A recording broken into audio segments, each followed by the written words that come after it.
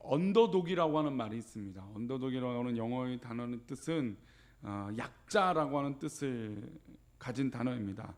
이 언더독이라고 하는 의미를 보면 이기거나 성공할 가능성이 적은 사람들, 어떤 부류들이라고 이야기를 하죠. 뭐 쉽게 말하면 그냥 약자입니다. 어떤 뭐 강자가 있다면 약자라고 하는 표현으로 언더독이라고 하는 표현을 씁니다. 예를 들어서 스포츠 경기나 게임에서 전혀 이길 수 없는 약자가 드라마틱하게 강자들을 이기는 것을 뭐라고 이제 기자들이 기사에 표현을 하냐면 언더독의 반란이다라고 얘기를 합니다. 그러니까 약자들이 이길 수 없는데 어느 이게 뭔가 이길 수 없는 조건임에도 불구하고 뭔가 작용이 잘 돼서 탁 이겼다라고 하는 표현으로 언더독의 반란이라고 하는 표현들을 자주 쓰죠. 우리가 이 언더독의 반란에 우리나라 좀 민족의 역사 가운데 참 많은 것 같아요. 특별히 우리 작년에 있었던 월드컵에서 대한민국은 16강에 올랐습니까? 오르지 못했습니까? 오르지 못했습니다. 16강에 오르지 못했죠. 대한민국이 월드컵을 참여할 때마다 목표는 거의 대부분 16강에 목표를 두고 있습니다. 그러면 지난 월드컵에 16강에 들지 못했기 때문에 성공한 월드컵일까요? 실패한 월드컵일까요? 실패한 월드컵이죠. 당연히 목표한 바를 이루지 못했으니까 실패한 월드컵이라고 말할 수 있습니다. 그런데 작년에 있던 이 러시아 월드컵이 우리 대한민국 국민들 기억 속에 또 우리 축구 역사에 실패라고 얘기하지 않고 성공한 월드컵이라고 얘기합니다. 왜 그럴까요? 목표한 바를 이루지 못했는데 왜 성공한 월드컵이라고 얘기할까요? 왜냐하면 첫 경기, 두 번째 경기까지 이렇게 결과가 좋지 못했지만 마지막 경기 어느 나라를 이겼습니까? 독일을 이겼기 때문입니다. 월드컵에서 대한민국이 독일을 이긴 적이 한 번도 없었습니다. 우리가 잘 알다시피 우리 기억 속에 가장 뜨거웠던 2002년에도 결승을 못 가게 했던 나라가 어느 나라입니까? 독일입니다. 독일. 결승을 자전시킨 팀이 바로 독일이었어요. 또한 작년 러시아 월드컵 당시 독일의 세계 랭킹은 절대 강자였습니다. 1위였어요. 1위. 뭐 수년 동안 1위를 계속해서 달렸고 수많은 스타 플레이어, 게다가 조직력 하면 이 독일을 또 뭐라고 이렇게 평가를 하냐면 전차 군단이라고 축구를 평가를 하죠. 마치 뭐 세계대전을 이끌었던 그런 모습들처럼 그런 강인한, 뭐 세계대전하고 강인한 거는 상관없는 얘기지만 어쨌든 비유를 그렇게 하고 있죠. 그래서 절대 강자였던 이 독일 1위였던 이 독일을 우리나라가 그 당시 세계 랭킹이 우리 대한민국 몇 위였냐면 57위였습니다. 그러니까 57위가 1위를 상대해서 비기기만 해도 그것은 잘한 거죠. 그런데 2대 0으로 이겨버린 것입니다. 그래서 이것을 언더독의 반란, 야 대단하다, 대한민국이 독일을 이겼다라고 얘기합니다. 그래서 파란이 아니라 기적이라고 얘기합니다. 왜냐하면 뭐 질 수도 있고 이길 수 있는 사람, 좀 약간의 뭐 한 30%의 승률을 갖고 있는 사람이 이겼다 하면 파란이 될 수 있지만 사실 승률로 따지고 뭐 보통 유럽은 이런 걸로 많이 얘기하죠. 도박, 승률, 도박사들이 승률을 따졌을 때 거의 뭐 100대 1도 안 되는 수준의 이 결과를 예상했단 말이죠. 그런데 그 대한민국의 언더독, 축구의 경기의 약자였던 이 대한민국이 독일을 이겼던 것입니다. 게다가 마지막 장면에 이 손흥민이 하프라인 전부터 뛰어갔던 그 장면은 아마 축구를 보셨던 분들은 정말 환호성을 펼칠 수 있을 만큼, 환호성을 내뱉을 만큼의 대단한 골이었습니다. 그래서 기적이라고 얘기하죠. 다른 표현으로 말하면 이 기적을 뭐라고 얘기하냐면 각본 없는 드라마라고 얘기합니다. 야, 드라마를 써도 어떻게 이렇게 드라마를 잘 쓸 수 있을까요? 라고 표현하는 의미로 각본 없는 드라마라고 얘기하죠. 그런데 가만히 생각해 보면 각본을 쓰고 누가 이렇게 계획할지라도 이렇게 드라마틱하게, 아니 드라마보다 더 드라마 같고 영화보다도 더 영화 같은 이야기가 그 당시 대한민국이 독일을 이긴 장면에서 그렇게 나왔다라고 얘기합니다. 우리 인생의 어떤 그런 드라마라고 하는, 뭐 그런 축구 경기를 각본 없는 드라마라고 얘기한다면 우리 인생도 한편에 뭐 속에 살고 있습니까? 드라마 같은 삶을 살고 있습니다. 그러면 우리의 작가는 누구일까요? 뭐 그런 독일과의 경기는 각본 없는, 즉 작가가 없는 그런 경기라고 하지만 우리 인생은 그렇지 않겠죠. 만약에 뭐 작가가 없고 어떤 계획이 없다면 우리는 우리 인생을 마음대로 살 수도 있을 것입니다. 그러나 우리에게는 작가가 있습니다. 우리의 작가는 누구신가요? 바로 하나님, 전능하신 하나님이시죠. 하나님은 하나님의 방법대로 누구를 인도하고 계십니까? 우리를 인도하고 계십니다. 오늘 저녁에도 하나님의 방법대로 우리를 인도하여 주실 줄 믿습니다. 우리 성도님들 기도의 모든 제목들이 하나님의 방법대로 기도하시는 기도들이 되시기를 축복합니다. 오늘 본문은 제가 일전에도 이 고린도서 1장의 말씀을 통해서 이 베드로 사도가 좀 우리 고린도 교회뿐만 아니라 분란이 있고 어려움이 있는 그런 상황 가운데 이 말씀을 통해서 그 너희들이 이렇게 싸우고 있는 건 정말 하나님의 뜻이 아니다라고 하는 측면으로 말씀을 드렸습니다. 그런데 오늘 이 본문이 우리 인생에 어떻게 하나님께서 의도하고 계셨는지 분명하게 기록되고 있는 말씀이라는 것이죠. 그래서 우리 인생의 드라마를 쓰고 계시는 우리 하나님께서 우리 인생을 어떻게 보고 계시는지 오늘 본문 말씀을 통해서 말씀하고 있습니다. 우리 인생을 돌아볼 때 무엇을 신뢰하는지 먼저 말씀하고 있는데 우리 1장 25절의 말씀을 먼저 읽어보겠습니다. 25절입니다. 어리석음이 사람보다 지혜롭고 하나님의 약하심이 무엇보다 강합니까? 사람보다 강하다. 이 드라마의 우리 인생의 전제 조건, 우리의 모든 이 초점이 어떤 것에 있어야 되느냐? 하나님이 어리석음이 사람보다 지혜롭고 하나님이 약함이 사람보다 강하다라고 하는 전제 조건인 것이죠. 하나님이 어리석음이 사람보다 지혜롭고 하나님이 약하심이 사람보다 강하다, 아주 당연한 말씀을 하고 있습니다. 우리는 우리 스스로 지혜롭다고 생각합니다. 그리고 우리는 강하다고 때로는 생각하죠. 그런데 하나님이 아무리 어리석고 아무리 하나님이 어리석다라고 하는 표현 자체가 좀 재밌는 표현이긴 하지만 어쨌든 하나님이 어리석다, 하나님이 앞뒤가 잘 안 맞다라고 하는 이 어리석다라고 하는 표현을 써본다면 하나님이 아무리 앞뒤가 안 맞아도 우리보다 앞뒤가 안 맞지는 않다라는 것이고, 또 하나님이 아무리 약하다, 하나님 약하진 않으시죠. 그런데 아무리 약하다라고 우리가 생각하고 또 생각하더라도 우리보다 강하다는 것입니다. 이것이 우리 신앙의 전제 조건, 바로 기본의 베이스가 되어져야 됩니다. 우리 신앙에 늘 기도할 때 하나님 우리보다 강하십니다, 하나님 우리보다 지혜롭습니다라고 이 전제하는 기도의 제목, 기도의 모습, 우리의 신앙의 태도가 중요하다는 것이죠. 가끔 어린 아이들과 놀아줄 때 어른들이 놀아주면 우리 어른들이 막 잘해줍니다. 그러면 어린이들이 상황 판단을 잘 못하고 어떻게 할까요? 가끔 까불 때가 있어요. 그렇죠? 함부로 할 때가 있어요. 저도 가까운 아이 중에 한 사람이 어른을 상대로 어른이 막 재밌게 노는데 그게 시기가 나서 침을 뱉는 경우를 봤어요. 야, 분명히 누가 그런 일이, 억울한 일이 있으면 침 뱉으라고 가르치지 않았을 텐데요. 그렇죠? 이 사람의 본성이 그렇게 질투하고 악한 마음은 참 누가 가르치지 않아도 참 빨리 체득하는 것 같아요. 어쨌든 제가 아이들하고 이렇게 놀아줄 때 함부로 할 때가 있어요. 놀아주니까 자기가 이길 수 있다고 생각하고 만만하다고 생각한다는 것이죠. 그래서 어린 친구가 갑자기 힘을 써서 덤빌 때가 있어요. 막 이길 것 같아서 덤빕니다.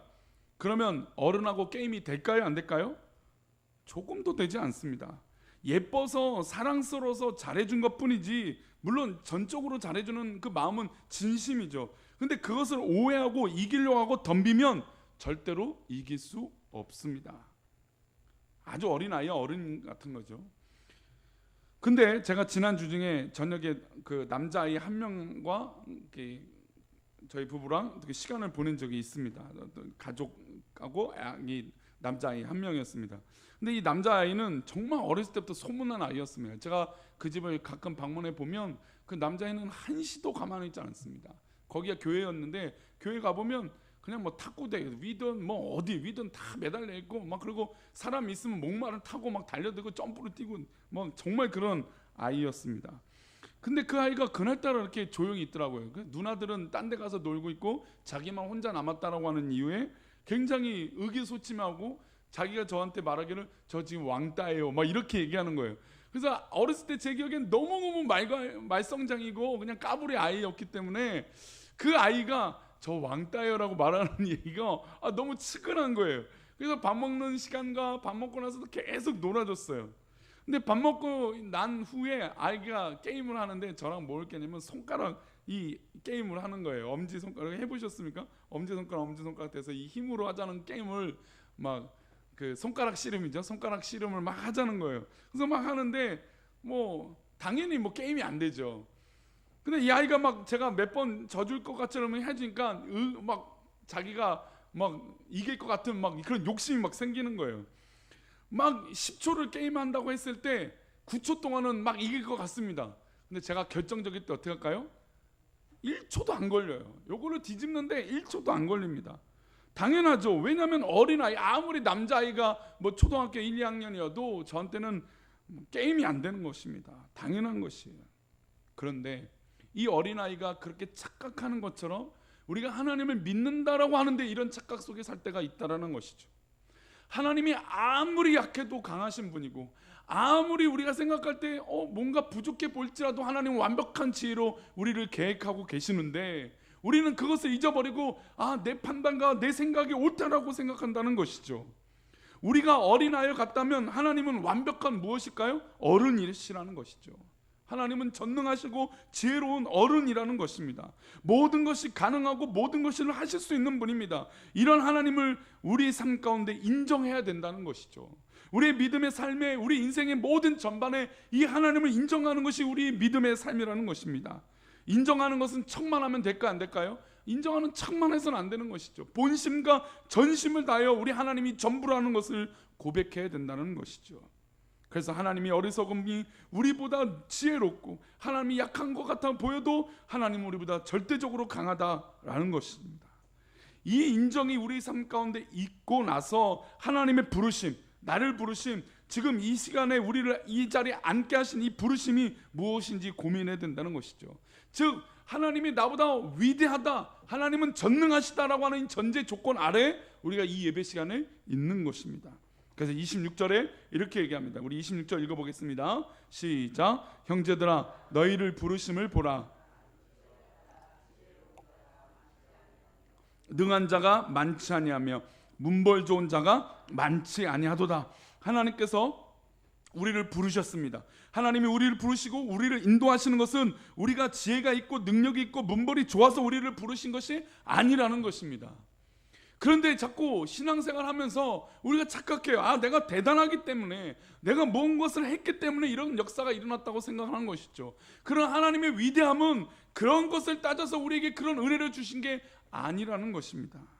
하나님의 부르심에는 하나님의 뜻이 있는 것입니다. 우리의 뜻이 있어서 하나님이 부르신 것이 아니라 하나님의 계획이 있기 때문에 우리를 부르셨다는 것이죠. 하나님께서 누구만, 어떤 사람만 구원하신 것이 아니라 하나님 부르시면 하나님의 뜻이 있기에 우리가 이 자리에 앉아 있는 것입니다. 그래서 하나님은 우리를 부르셔서 작품을 하나 써내려 가고 있는 것이죠. 아까 서론에 말씀드린 것처럼 우리 인생의 드라마의 작가가 계시는데 그 작가가 바로 우리 하나님이시라는 것이죠. 그 드라마 한 편, 요즘 유명한 작가들의 드라마 한 편, 그 작가료가 얼마인 줄 아십니까? 드라마가 보통 몇 편, 16부작? 보통 16부작이라면 그 아주 유명한 우리나라의 톱 작가가 한 편, 이 화를 쓰는데 얼마인 줄 아십니까? 1억이 넘는답니다. 1억이 넘어. 근데 이 작가가 딱, 그렇게 유명한 작가가 딱 등장을 하면 아무리 탑스타도 어떻게 될까요? 자기가 굉장히 잘났거든요. 나는 탑스타야. 뭐 모든 스태프들이 자신을 향해서 다 주목하고 있는데 그 유명한 탑 작가가 나타나면 아무 말도 못한답니다. 심지어 그 유명한 작가는 토시 하나 고쳐, 애드립이라고 하거든요. 보통 뭐 연기하다가 다른 말도 첨가하고 자기가 하고 싶은 의도를 보태서 막 대사를 하잖아요. 근데 어떤 아주 유명한 작가는 절대로 한 토시도 틀리지 말게 그 대사를 하게끔 만들어 놓는답니다. 근데 알고 보면 그 배우를 하고 있는 연기자도 굉장한 영향력을 갖고 있는 배우예요. 그런데도 불구하고 작가가 하지 마세요 라고 하면 못하더라고요.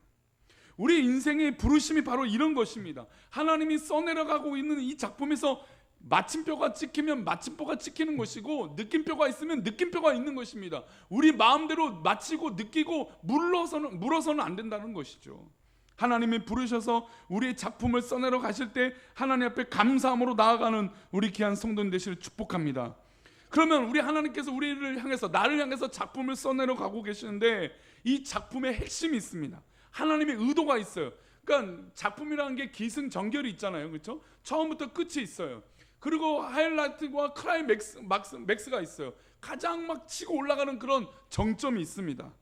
하나님의 중요한 핵심이 바로 27절과 28절인데요. 우리 두 절 말씀 읽어보겠습니다. 고린도서 1장 27절입니다. 있습니다. 시작. 그러나 하나님께서 세상의 미련한 것들을 택하사 지혜 있는 자들을 부끄럽게 하려 하시고 세상의 약한 것들을 택하사 강한 것들을 부끄럽게 하려 하시며 28절입니다. 하나님께서 세상의 천한 것들과 멸시받는 것들과 없는 것들을 택하사 있는 것들을 어떻게 합니까? 폐하려 하시나니 이게 하나님의 작품의 의도예요. 하나님께서 이인수라고 하는 이 작품의 세계에 하나님의 방법은 미련한 것들을 택하사 지혜 있는 자들을 부끄럽게 하려고 하는 의도, 또 약한 것들 약한 나를 택해서 강한 것들을 부끄럽게 하는 의도, 또는 세상의 천한 나를 통해서 멸시받는 것들과 없는 것들을 택해서 어떻게 해요? 있는 것들을 폐하게 하려고 하나님은 이 작품의 의도를 쓰고 계신다는 것입니다. 즉 우리의 인생이, 우리는 약하고 또 천하고 때로는 부끄러운 존재들이지만 하나님이 쓰고 계시기 때문에 우리의 인생이 가치가 있는 줄 믿습니다. 이게 바로 하나님의 부르심의 비밀이라는 것입니다. 여기서 겸손한 사람은 그래 맞아, 나 같은 존재가 그래, 나는 미련한 사람이고 아이고 나는 뭐 약한 사람이고 나는 멸시받고 천대받은 사람이야 라고 겸손한 사람은 그렇게 인정할 수도 있습니다. 그런데 반면에 그래도 나는 지혜가 조금 있어, 능력이 있어 라고 생각하는 사람이 있을 수도 있어요. 그런데 이게 중요한 게 아니라는 거예요. 내가 뭐 어떤 상황이 뭐 겸손하든 겸손하지 않든, 내가 뭐 교만하든 교만하지 않든 그 의도가 중요하지 않아요. 하나님은 전능하시고 우리에게 작품을 써내려가는 의도, 그 의도가 분명하다라는 것이죠.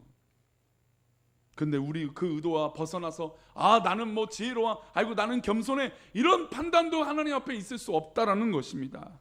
그래서 25절의 기본 전제가 되는 말씀, 제가 좀 전에도 말씀드렸지만 25절이 그래서 굉장히 중요한 것이죠. 우리 25절 말씀 다시 한번 읽어봅니다. 25절입니다. 하나님의 어리석음이 사람보다 지혜롭고 하나님의 약하심이 무엇보다 강합니까? 사람보다 강한 거예요. 하나님이 우리를 뭐 너희들 멸시받고 뭐 너희가 천하고 그래서 하나님께서 이것만을 위한다, 이런 뜻이 아니라는 것이죠. 하나님의 완벽한 계획은 어떤 상황을 들어서 하나님의 부르심의 뜻이 있다는 것입니다. 이 말씀이 지금 지혜와 능력, 문벌의 기준이 되는 것입니다. 우리 입장의 기준이 아니라 하나님께서 겸손하니 겸손하지 않느냐를 이야기하는 것이 아니라 하나님의 판단은 우리의 판단보다 완벽하다는 것입니다. 그래서 이 기준을 가지고 아이고 당신은 겸손해, 아이고 나는 천해, 이렇게 따지지 말라는 것이죠. 나 개인에게 부어주신 하나님의 계획과 뜻이 있다는 것입니다. 다른 사람 보고 다른 사람이 천하고 뭐 있고 없고를 따지라는 것이 아니라는 것이죠. 하나님의 완벽한 뜻이 우리 사랑하는 성도님들 개개인에게 임하여 줄 줄 믿습니다. 하나님의 부르심은 있는 것들을 폐하라 하신다고 하는 의도가 있다는 것입니다. 그렇다면 우리는 있어야 됩니까? 없어야 됩니까? 하나님 앞에 없어도 된다는 것이죠. 없어도 오히려 하나님은 쓰시기에 좋다라는 것입니다. 그래서 없는 것이 더할 나위 없이 좋다라는 것을 우리 지지난번에 금요일에 한번 나눴던 것입니다. 우리 고린도서 1장 29절, 그럼 왜 하나님은 이런 결론을 내고 계시는가? 그 결론은 29절에 나옵니다. 29절입니다. 읽어보겠습니다. 시작. 이는 아무 육체도 하나님 앞에서 못하지 못하게 하신다고요? 자랑하지 못하게 하려 하심이니. 여기에 아무 육체라는 것은 겸손한 사람이든 겸손하지 않는 사람이든, 교만한 사람이든 교만하지 않는 사람이든 하나님의 부르심과 그 뜻에는 아무도 자랑할 수 없다라는 것입니다. 하나님께서는 아무도 하나님 앞에 자랑하지 못하게 하실 것을 결론으로 내고 있는 핵심으로 말씀하고 있습니다.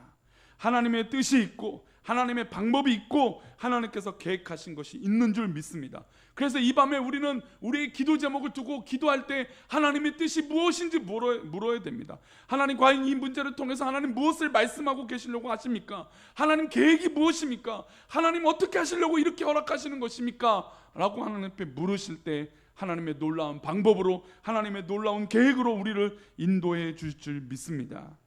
미련한 것과 없는 자를 사용하셔서 있는 지혜 있는 자를 폐하려 하신다는 것이죠. 그럼 이것은 우리는 서론에 말한 것처럼 반전이라고 할 수 있습니다. 반전이 이것이죠. 없는 사람이니까, 천한 사람이니까 하나님 써서 이것을 반전이라고 할 수 있습니다.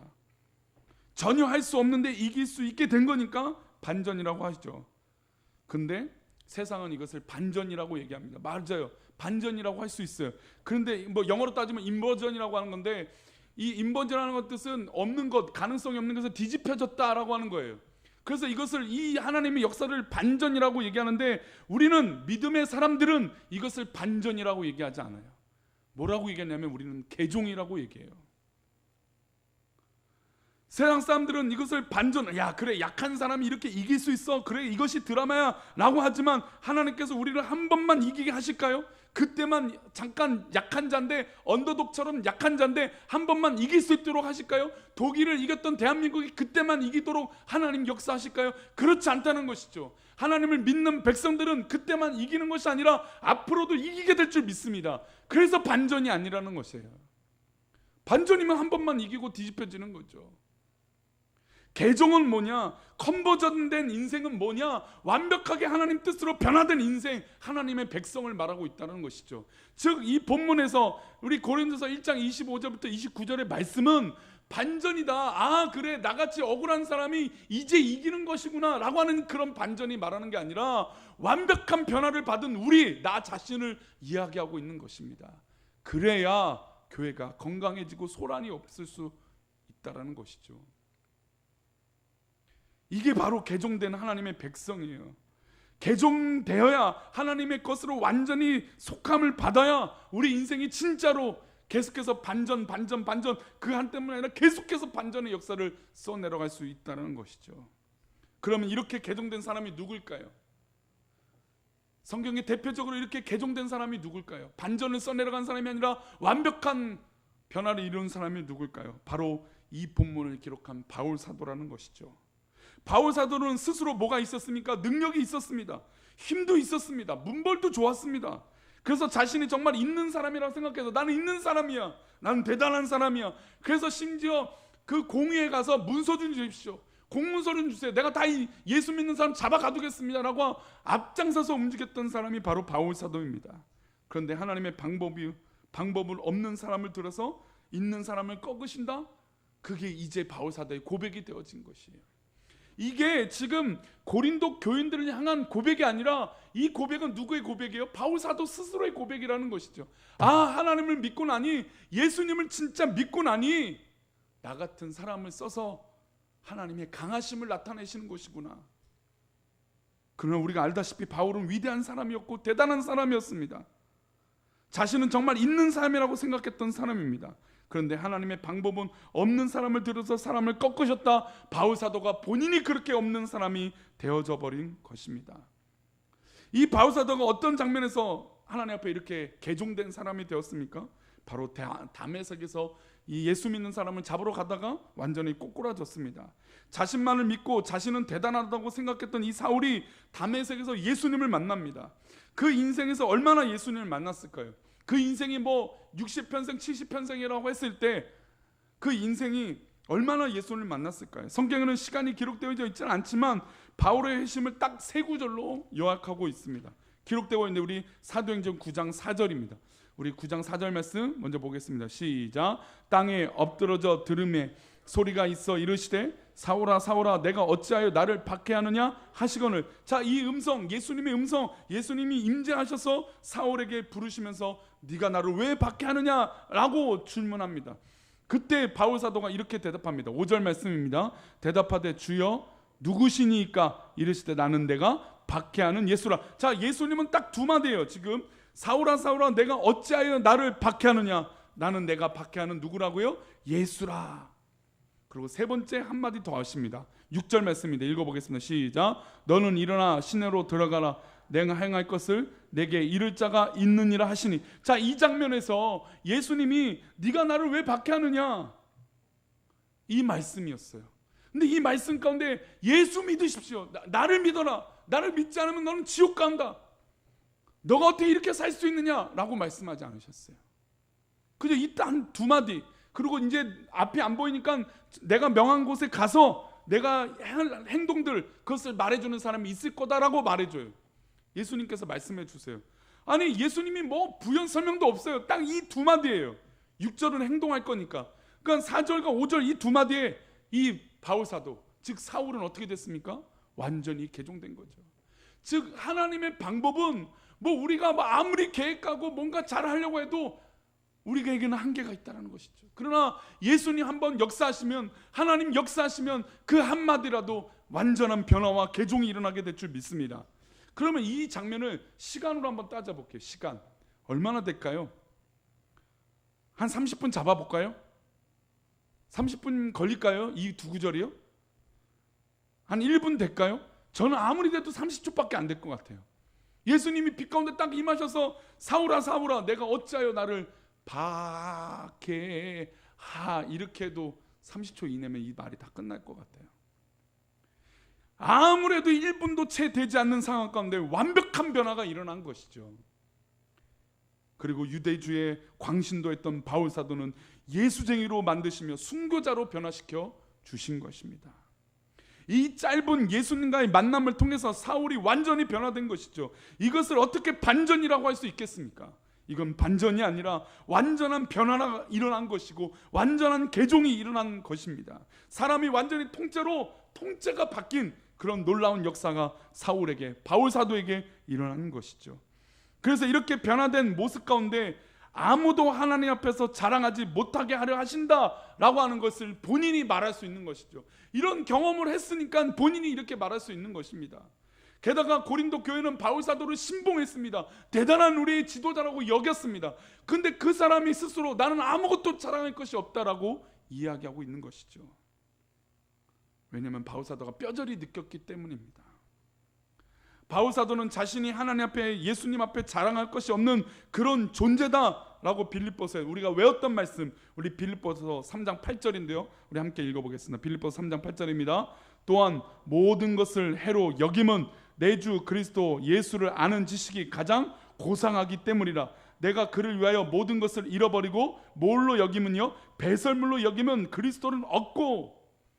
배설물, 내가 알고 있던 모든 가치들이 다 배설물, 아무 쓸데가 없다라는 것입니다. 재개발 때문에 우리 교회 주변이 참 향기로운 향기가 얼마나 많은지 모릅니다. 가끔 이제 걸어 다니고 들어오다가 보면 참 다양한 냄새가, 어떤 이렇게 냄새가 참, 그리고 가끔 배설물도 왜 이렇게 많은지 모릅니다. 참 안타까워요. 근데 그런 더러운 것을 자기가 여태까지 가졌던 것이라고 고백하고 있어요. 이런 변화가 어떻게 일어나냐 이거죠. 우리는 쉽게 그렇게 얘기하잖아요. 사람 쉽게 안 변한다. 사람 갖고 있는 그 가치들, 기질들 안 변한다 라고 얘기합니다. 그런데 완벽한 이런 변화가 어떻게 일어났냐 이것입니까? 바로 내 주 그리스도를 아는 지식이 가장 귀하다라고 느꼈기 때문이에요. 그 짧은 30초, 그 30초 만에 예수님을 만나는 그 순간 때문에 그의 인생의 모든 것이 배설물이지만 이제 가장 귀한 것, 예수님을 아는 것이 가장 귀하다라고 느끼게 됐다는 것입니다. 그러니 우리 사랑하는 성도님들, 우리가 하나님 앞에 부르심을 받은 이 모든 것 위에 무엇을 우리가 하나님 앞에 말할 수 있겠습니까? 게다가 바울 사도는 모든 것을 잃어버렸습니다. 그래서 배설물로 여겼다고 말하죠. 그런데 누구를 얻었습니까? 바로 그리스도를 얻었다는 것이죠. 그래서 우리 인생에 다른 것을 얻는 것보다, 다른 것을 소유하는 것보다 바로 그리스도를 얻는 것이 완벽한 변화요, 완벽한 성공이요, 완벽한 섭리요, 완벽한 하나님의 계획인 줄 믿습니다. 우리가 만약에 잃어버리게 되는 게 있더라도 우리가 그리스도를 얻는다면 그것이 우리에게 가장 최선의 것인 줄 믿습니다. 그것이 가장 최고의 것인 것이죠. 말씀 맺겠습니다. 우리의 삶 가운데 만나고 싶은 사람들이 있죠. 아이고 저 사람, 저도 어렸을 때 그 친구들이 꽤 많았습니다. 뭐 지금도 친구들은 여럿이 있지만 그래도 뭐 가장 친한 친구 뭐 이렇게 있고, 또 뭐 그 전에 뭐 섬겼던 청년들, 정말 친구와 같처럼 지내는 청년들도 여럿이 있습니다. 친구들이 많죠. 그리고 어렸을 때 내가 만났던 사람들, 그 TV 프로그램이 예전에 그런 게 있어요. TV는 사랑을 싣고인가요? 그래서 어렸을 때 만났던 사람을 이제 TV에 어떻게 의뢰를 해갖고 만나려고 합니다. 그래서 만나갖고 그 어렸을 때 가졌던 그 추억을 떠올리면서 막 이런저런 이야기들을 하죠. 우리 성도님도 어렸을 때 만나고 싶었던 그런 사람들이 아마 떠오르는 사람들이 있을 거예요. 그 사람 만나면 내가 하고 싶은 이야기도 할 텐데, 내가 만약에 그때로 돌아갔다면 그런 것도 했을 텐데, 막 그런 생각이 듭니다. 추억이라는 게 그런 것이고 기억이라는 게 그것입니다. 그런데 이 밤에 그 추억과 기억을 뛰어넘는 하나님이 우리 성도들 가운데 지금 임재하신다면 우리 성도님들 기도 가운데 우리 주님께서 간섭하신다면, 아니 단 10초, 아니 단 1초만이라도 우리 하나님께서 우리 성도님들을 도우신다면 우리의 것을 자랑하시겠습니까? 내가 이것을 하고 있다고 이야기하시겠습니까? 아닙니다. 우리는 그거 얘기할 시간도 없습니다. 하나님 감사합니다. 하나님 나를 구원해 주셔서 감사합니다라고 말할 수밖에 없는 그런 은혜가 우리 가운데 있는 줄 믿습니다. 완벽하신 하나님의 섭리 가운데 살아가는 놀라운 은혜가 이 밤에 임하게 될 줄 믿습니다. 그러니 다른 것 말하지 마시고 하나님 부르심에 내가 순종하겠습니다. 하나님 부르심은 완벽합니다. 하나님의 계획은 완전합니다라고 고백하며 기도하기를 축복합니다. 모든 축구 경기와 비교할 수 없는, 어떤 드라마보다도 비교할 수 없는, 어떤 대단한 영화보다도 비교할 수 없는 완벽한 개정과 역사가 일어나는 하나님의 섭리, 하나님의 계획, 하나님의 지필하신 이 계획 가운데 오늘 놀라운 하루가, 이 저녁이 우리 성도님 가운데 임하기를 간절히 축복합니다. 성령이 임하시고 우리 주님이 임하시면 우리 기도가 풍성하고 능력 있는 기도, 하나님께서 사모하시는, 사랑하시는 모든 기도 제목 될 줄 믿습니다. 이 시간 우리 힘차게 하나님 앞에 찬양하겠습니다.